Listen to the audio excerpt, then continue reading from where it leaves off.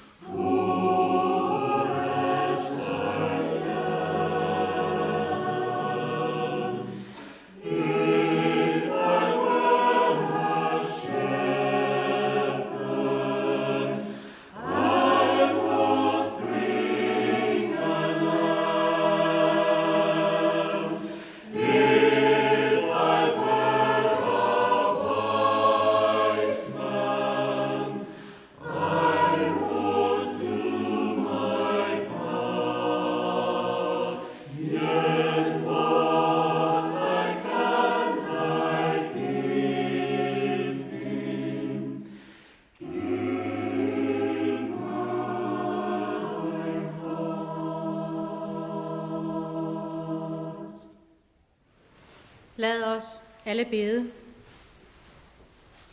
Kære Gud, vi takker dig for din omsorg for os mennesker her på jorden. Vi beder dig, giv os styrke til at stå sammen og værne om vores jord og i troen på dig. Vis os vejen, så vi ikke farer vild og glemmer, at vi skal tage vare på alt, hvad du har skabt. Så vi både nu og i fremtiden får et godt liv med hinanden. Alle folk på denne jord. Vi takker dig, at vi er sammen i dag, hvor vi i fællesskab spreder det glædelige budskab om Jesu fødsel i julen. Vær med os, både vi og vores børn, børnebørn og alle jordens børn kan gå en glædelig og fredelig og lys fremtid i møde. Vær med søens folk, politiet, sygehuspersonalet og alle andre, der passer på os. Vær med dem og os, så vi trygt kan holde jul med en velsignet julefred. Amen. Værsgo til Sabine.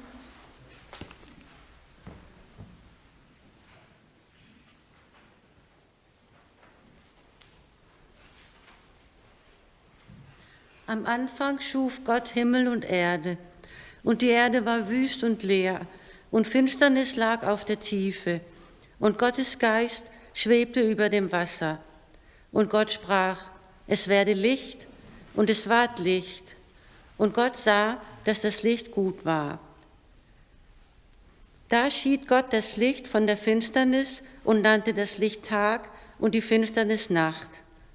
Da ward aus Abend und Morgen der erste Tag. Und Gott sprach, es werdet eine Feste zwischen Wassern, da die Scheide zwischen den Wassern. Da machte Gott die Feste und schied das Wasser unter der Feste von dem Wasser über der Feste. Und es geschah so. Und Gott nannte die Feste Himmel. Da ward aus Abend und Morgen der zweite Tag. Und Gott sprach, es sammle sich das Wasser unter dem Himmel an einem Ort, dass man das Trockene sehe. Und es geschah so. Und Gott nannte das Trockene Erde und die Sammlung der Wasser Meer. Und Gott sah, dass es gut war. Und Gott sprach, es lasse die Erde aufgehen, Gras und Kraut, das Samen bringe, ein jedes nach seiner Art, und Bäume, die da Früchte tragen, in denen ihr Same ist, ein jeder nach seiner Art. Und Gott sah, dass es gut war. Da ward aus Abend und Morgen der dritte Tag. Und Gott sprach, es werden Lichter an der Feste des Himmels, die da scheiden, Tag und Nacht. Sie seien Zeichen für Zeiten, Tage und Jahre. Und es geschah so. Und Gott sprach, lasset uns Menschen machen, ein Bild, das uns gleich sei, die da herrschen über die Fische im Meer und über die Vögel unter dem Himmel und über das Vieh und über die ganze Erde und über alles Gewürm, das auf Erden kriecht. Und Gott schuf den Menschen zu seinem Bilde. Zum Bilde Gottes schuf er ihn und schuf ihn als Mann und Frau.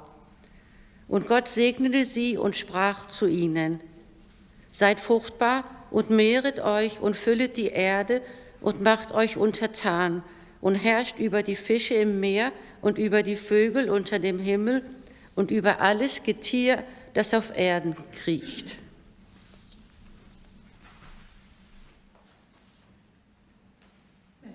Gadora.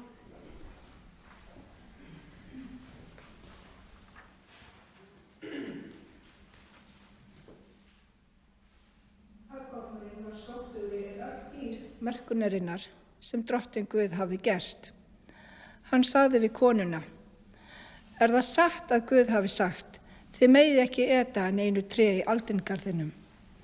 Konan svaraði höggorminum, við megum eta af ávöxtum trjánna í aldingarðinum, en ávöxt trénu sem stendur í miðjum aldingarðinum, sagði Guð, af honum megið þið ekki eta og ekki snerta hann, ella munu þið deyja.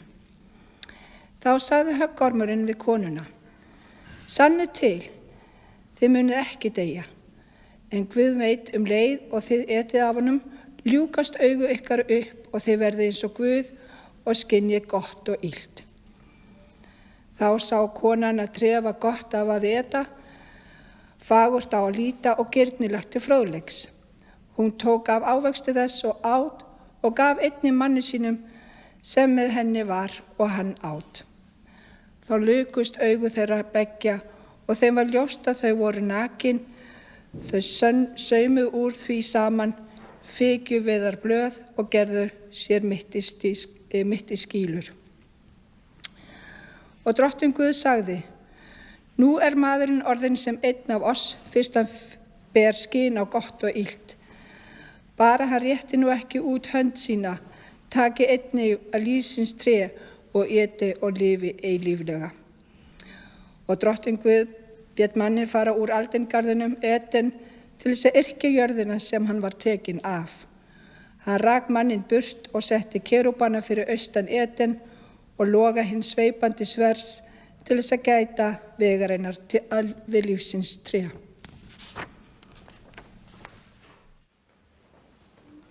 Vi synger nu en færøsk fælles salme.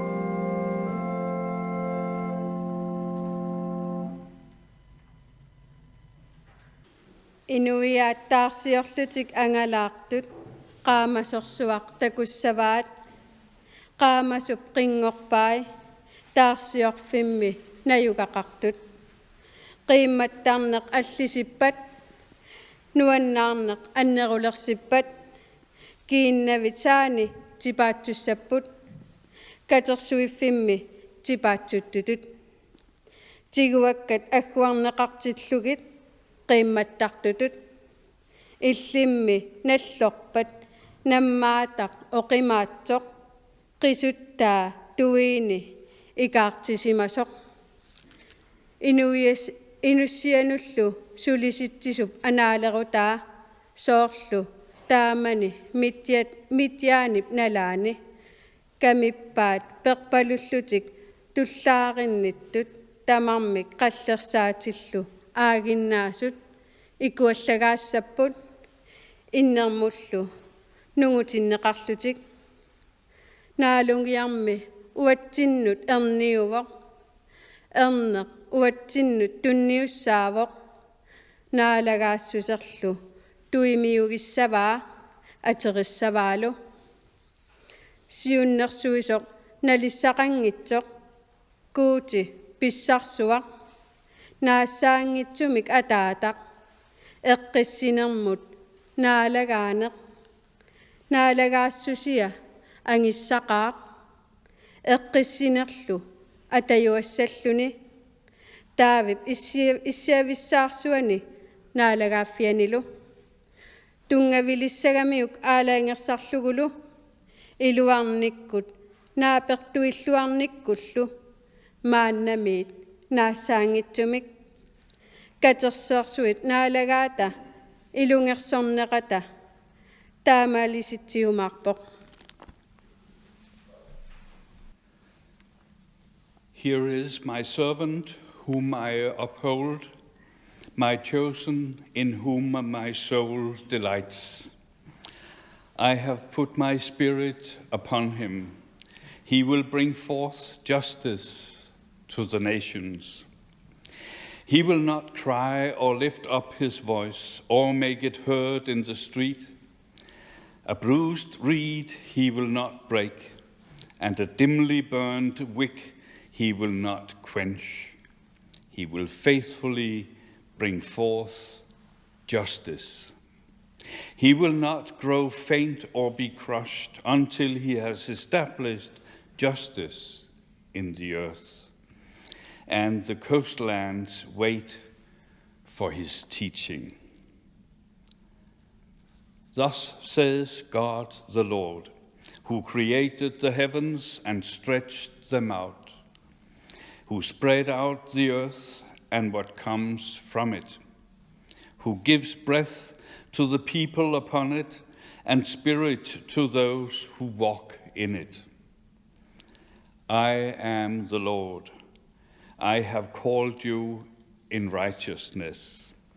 I have taken you by the hand, and kept you. I have given you as a covenant to the people, a light to the nations, to open the eyes that are blind, to bring out the prisoners from the dungeon, from the prison those who sit in darkness. I am the Lord, that is my name. My glory I give to no other, nor my praise to idols. See, the former things have come to pass, and new things I now declare. Before they spring forth, I tell you of them.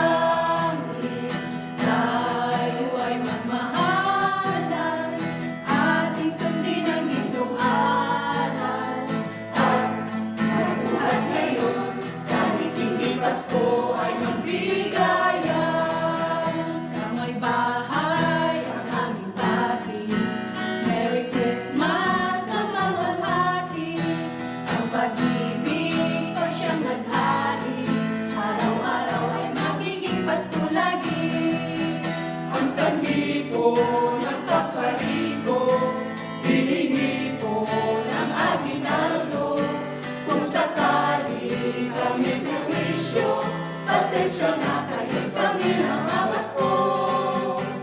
Pasko ay sumapit na naman, kaya tayo ay dapat na magdiwang. At ngayon ay araw ng pagsilang, ni Jesus na di natin malilimutan. Halina tayo ay manalangin, nang tayong lahat ay kanyang papalain. Ang Pasko ay ating pasayahin sa pagmamahalan natin.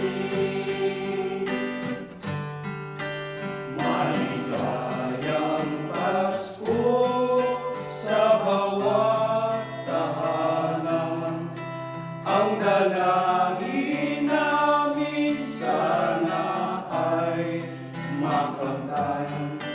Masaganang buhay sa taong darating, ang maging palad sana natin. Dinggin lamang ang dalangin, darating ang hangarin.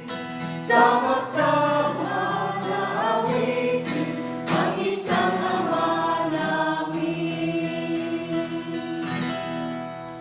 May gayak ang lahat ng tahanan, masanyo at nagpapaligsahan. May parol at ilaw bawat bintana, may sadyang nag-iibang ibang kulay. Kay ganda ng ayos ng simbahan, ang lahat ay inaanyayahan. Nang dahil sa pagsilang sa sanggol na siyang magdahari hanggang bawat panahon. Ang Pasko, araw ng bigayan, ang lahat ay nagmamahalan. Tuwing Pasko, may lahi ng ganyan, may sigla, may galak ang bayan. Maligaya, Maligaya, Pasko kayo'y bigyan, masagana, Masagana, bagong tao'y kamtang, ipagdiwang, ipagdiwang, araw ng may kapal, upang manatili sa atin ang kapalaran, at mabuhay na lagi sa kapayapaan. Manupuninang, narito kami ngayon'y humahalik sa iyong kamay. salamat Ninong, salamat Ninang, aking nagugong inyong ibibigay. Pasko na naman, kaya kami ngayon'y narito, upang kayong lahat ay aming handugan ng iba't ibang ibig na Pasko. Maligaya, maligaya, maligayang Pasko sa ating lahat.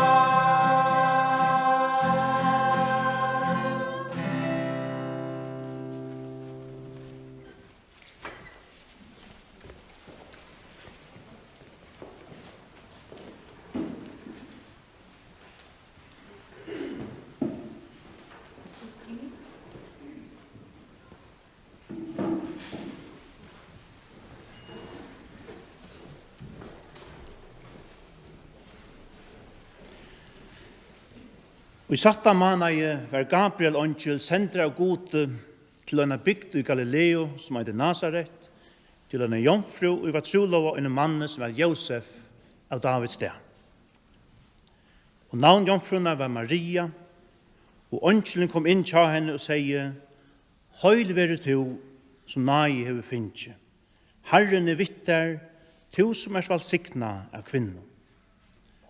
Men hun var helt øttafull av hessen åren, og hun hugsa om hva hendan halsan måtte hava tøya.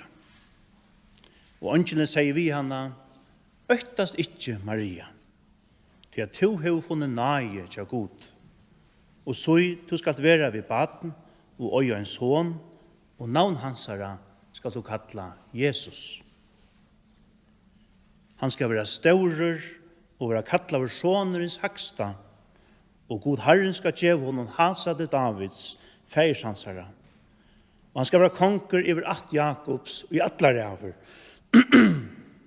Og av kongadøm i hansara skal ånden ende være. Men Maria sier vi åndelen, hvordan kan hetta bæra til, vi til at de ikke vøyda mannen? Og ångelen sværer og sier vi henne, høyla i anden skal komme i det, og kraftens haksta skal skukka i det. Og tog skal øysene hit høylava som båre ver i høym, vera kalla soner Guds. Og så i Elisabeth skiltkona tøyn, øysene hon person under belte og i ettelsøyn. Og hetta nu hins satte manaver til henne, som kalla ver ein ofrukt. Tog jeg tja gode man ikkje nøker søg vera og gjørlig. Maria sier, jeg det tjeneste kvinne Herrans, være mer etter årentøyn. Og ångelen får fra henne.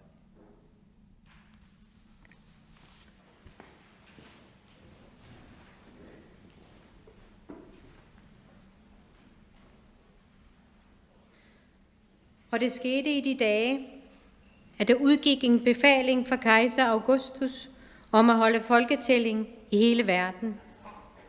Det var den første folketælling, mens Quirinius var stadholder i Syrien, og alle drog hen for at lade sig indskrive hver til sin by.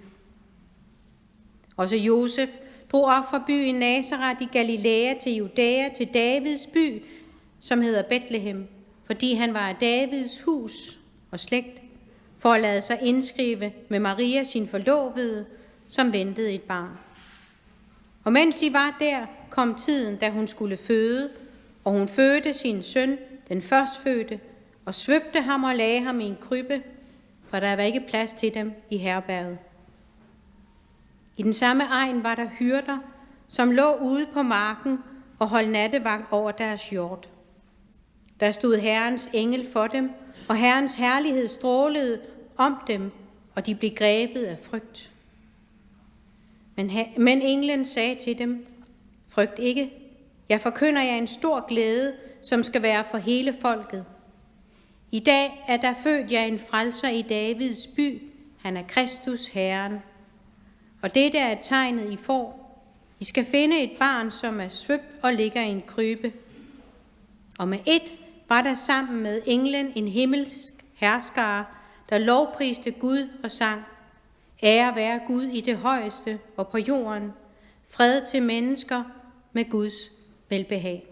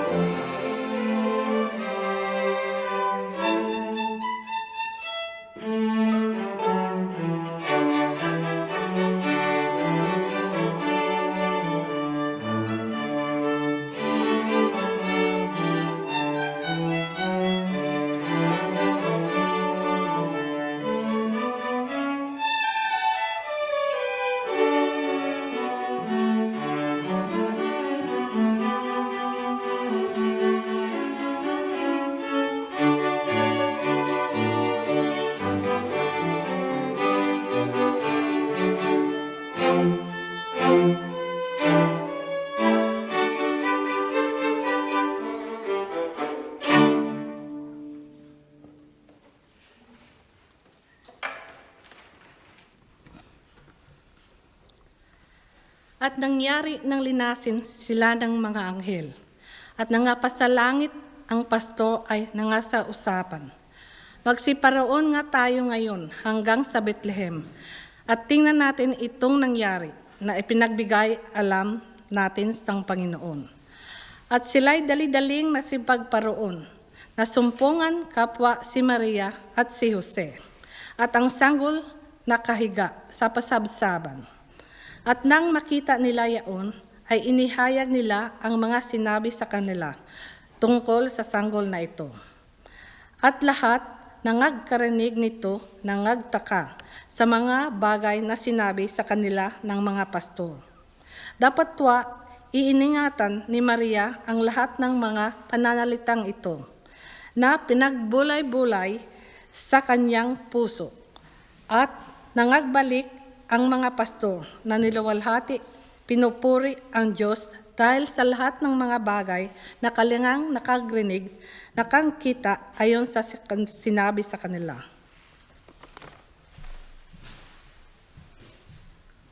Så vil jeg værsgo til Leif.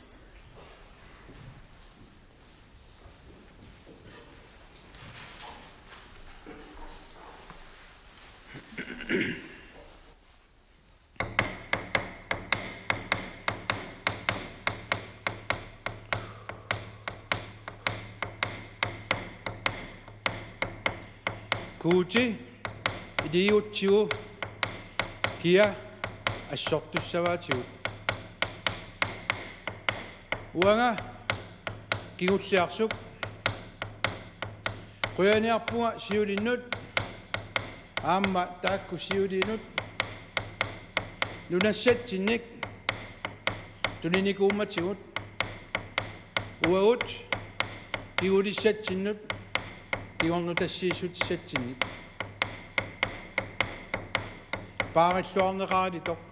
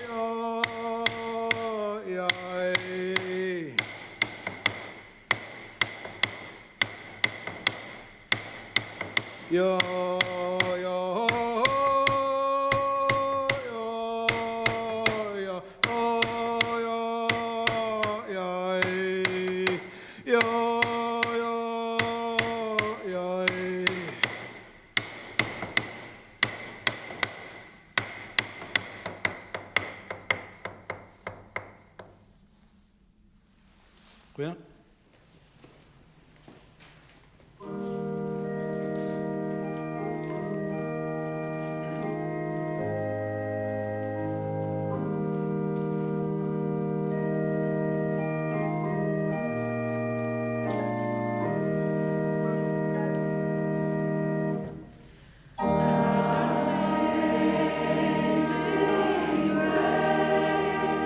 How sweet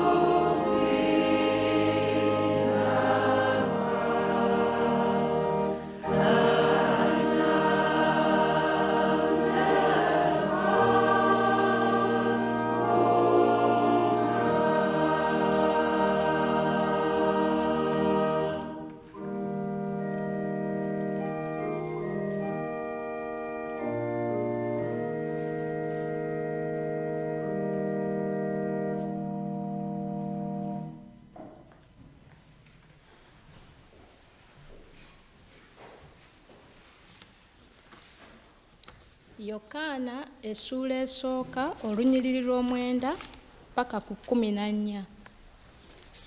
Waaliwo omusana ogw'amazima ogwakira buli muntu nga gujja mu nsi. Eyali mu nsi, ensi yakolebwa ku bubwe, era ensi teyamutegeera. Yajja mu matwale ge, naye abaali mu matwale ge tebaamusembeza. Naye bonna abaamusembeza yabawa obuyinza okufuuka abaana ba Katonda, be abakkiriza erinnya lye, abaatazaalibwa musaayi newankubadde okwagala kw'omubiri, newankubadde okwagala kw'omuntu, naye abaazaalibwa Katonda. Ekigambo n'afuuka omubiri, n'abeerako gye tuli, ne tulaba ekitiibwa kye. Ekitiibwa kye ng'ekyo oyo eyazaalibwa omu yekka Kitaffe, nga ajjudde ekisa n'amazima.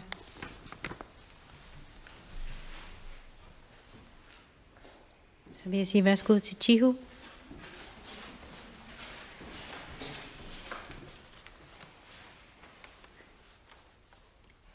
キリストイエスに会っていただいているのと同じ思いをあなた方の間でも互いに生かしなさい。キリストは神の形であられたが、神と等しくあることを固守すべきこととは思わず、かえって己を虚しゅうしてしもべの形をとり、人間の姿になられた。そのありさまは人と異ならず、己を低くして死に至るまで、しかも十字架の死に至るまで従順であられた。それゆえに神は彼を高く引き上げ、すべての名に勝る名を彼に賜った。それはイエスの皆によって天上のもの、地上のもの、地下のものなど、あらゆるものが膝をかがめ、またあらゆる舌がイエス・キリストは主であると告白して、栄光を父なる神に帰するためである。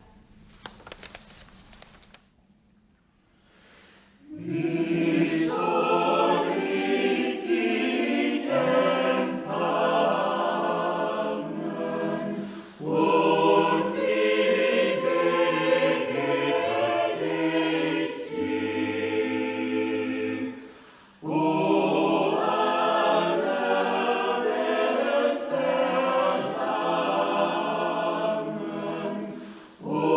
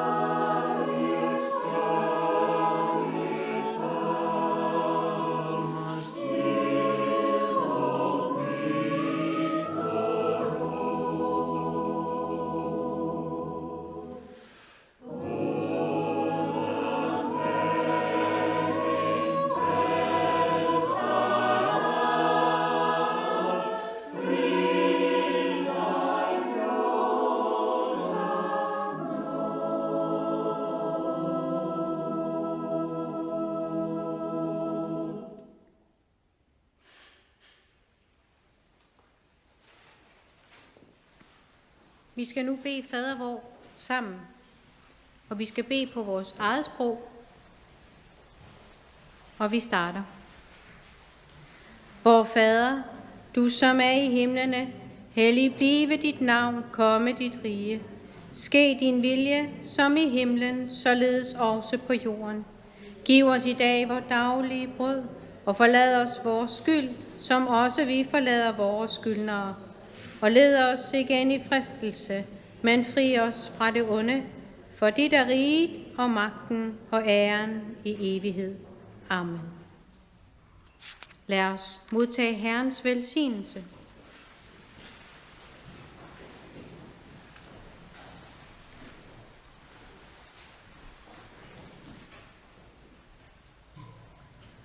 Nalakab biluakulisin samnigalutilu nalakab kinaminik ramaksarlisin samatlutilu nalakab isigilisit herrisisilu tilu. Herren velsigne dig og bevare dig. Herren lad sig ansigt lys over dig og være dig nådig. Herren løfte sit årsyn på dig og give dig fred. The Lord bless you and keep you. The Lord make his face to shine upon you and be gracious unto you. The Lord lift up his countenance upon you and give you peace.